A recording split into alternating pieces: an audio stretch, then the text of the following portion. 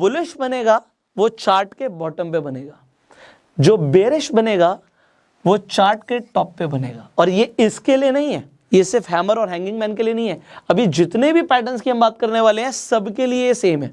क्योंकि ऐसा बहुत बार होता है, अगर आप चार्ट को देखते हो तो ट्रेंड के बीच में भी आपको बनते हुए दिखेंगे इस तरीके से कैंडलस्टिक पैटर्न्स।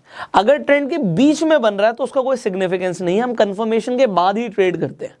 दूसरी चीज, अगर ये सेम, अगर आपको यहां पे हैमर जो आपको दिख रहा है, आपको हैमर ऊपर की तरफ दिखा टॉप पे बनता हुआ, तो इसका मतलब ही अलग हो गया।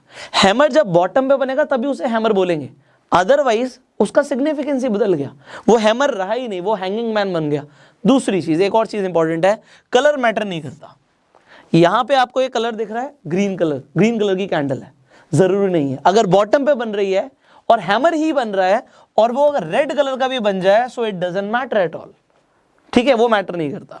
सेम यहां पे हैंगिंग मैन है, ये अगर टॉप पे बन जाए और ग्रीन कलर का भी कैंडल बन जाए, सो इट डजंट मैटर।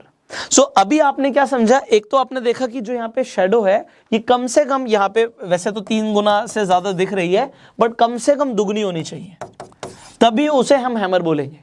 यहां पर भी हैंगिंग मैन के लिए कम से कम 2 गुना अगर हमारी शेडो होगी, हम तभी बोलेंगे। अगर ये शेडो सिर्फ यहां तक की होती तो फिर हम इसे हैंगिंग मैन नहीं बोलेंगे, अगर ये सिर्फ यहीं तक की है तो हम इसे हैमर नहीं बोलेंगे।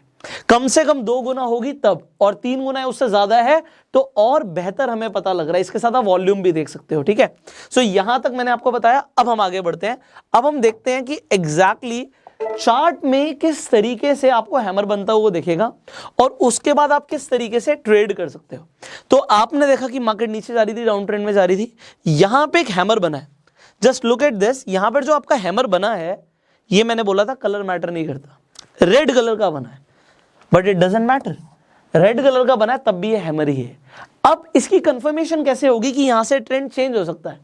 अगली अगर कैंडल हैमर के बाद हैमर से ऊपर जाती है और ऊपर जाके क्लोज हो जाती है, मैं दोबारा बोल रहा हूं, हैमर के बाद, हैमर बन गया आपका, हैमर के बाद अगली कैंडल देखो, अगर अगली कैंडल हैमर के हाई से ऊपर जाके क्लोज हो रही है, तभी आप उसके अंदर एंट्री लेंगे। तो आपकी जो एंट्री होगी